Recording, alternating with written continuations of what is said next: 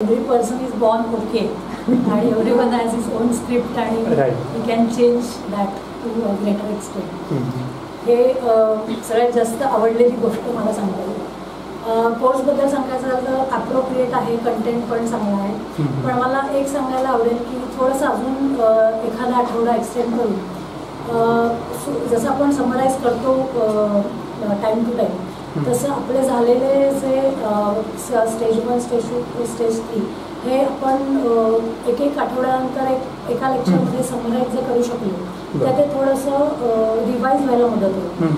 कारण आमच्यासारखे लोक घरी गेल्यानंतर परत घरून बघायला थोडंसं जमत नाही.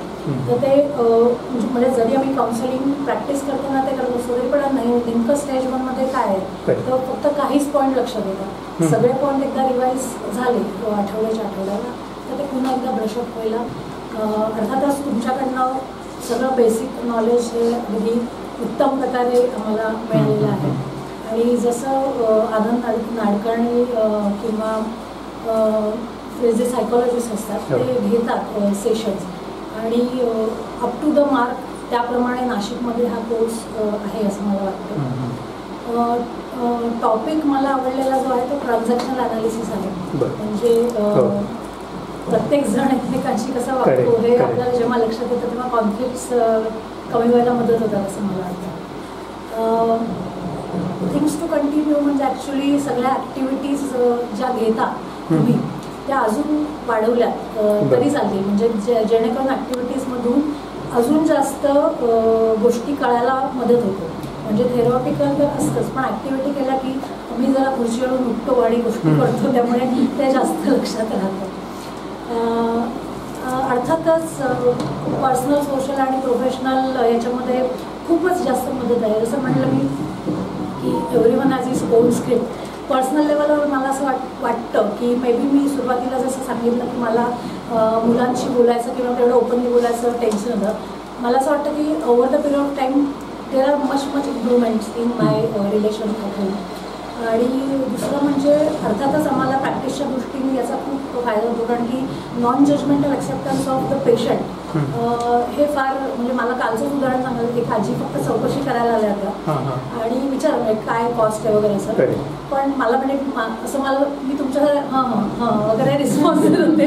तर शी वॉज मोर पण त्या बसल्या त्यांनी पूर्ण जाणून घेतलं आणि मग त्या ठीक आहे मी येते म्हणून गेले. म्हणजे आय थॉट की पहिल्यांदा मी फार काही एंटरटेन नाही नुसतं विचारायला आल्यात बुवा विचारतील आणि विंडो शॉपिंगसारखं पुढे जातील असं जनरली आमच्या इथं होतं. तर बट आय कुड ॲक्सेप्ट हर की मे बी हर कन्सर्न्स काय जे काय असतील ते घरून फायनान्शियल हेल्प वगैरे. आणि so I explain all the treatment detail. So she was म्हणजे ते मला जाणवलं की त्या बसल्या पुन्हा त्या मी नक्की उद्या येते मुलाला घेऊन वगैरे असं. तो प्रोफेशनली हे ऑफकोर्स सिक्युअर आहे.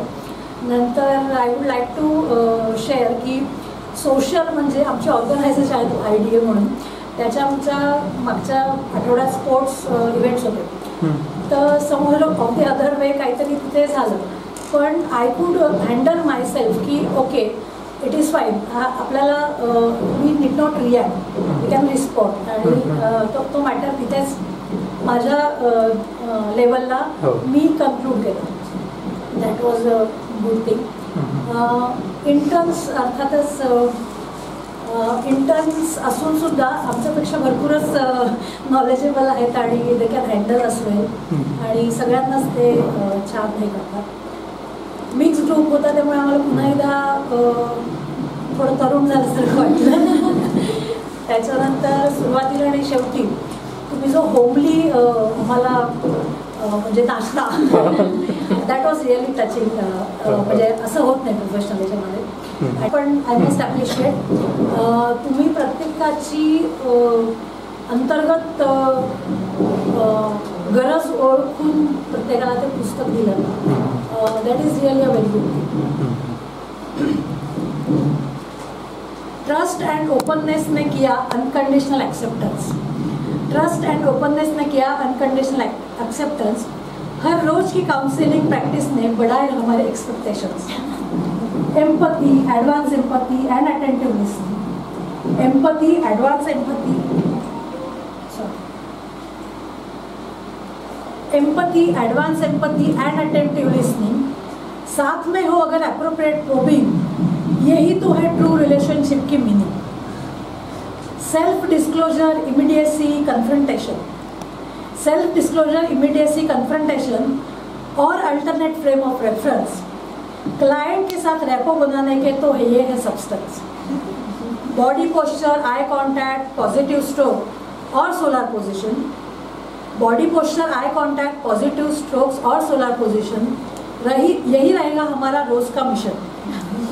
समझो उलझो फिर बात करो, समझो उलझो फिर बात करो काउंसलिंग से कॉग्निटिव और रैशनल थिंकिंग हमेशा रहेगा मन में।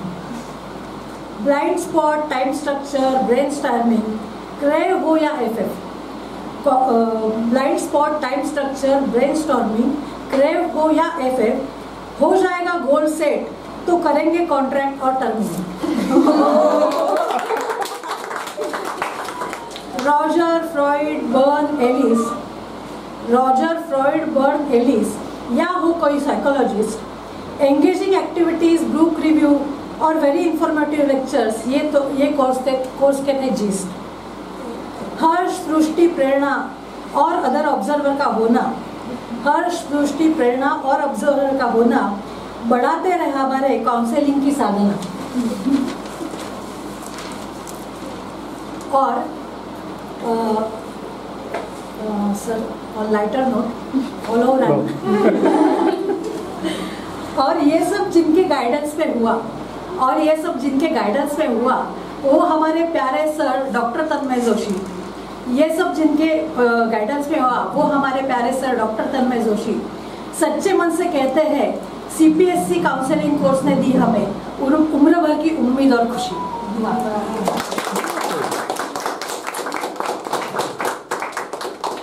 एंट्रीलाच आता है। खूप छान, खूप छान, थँक्यू.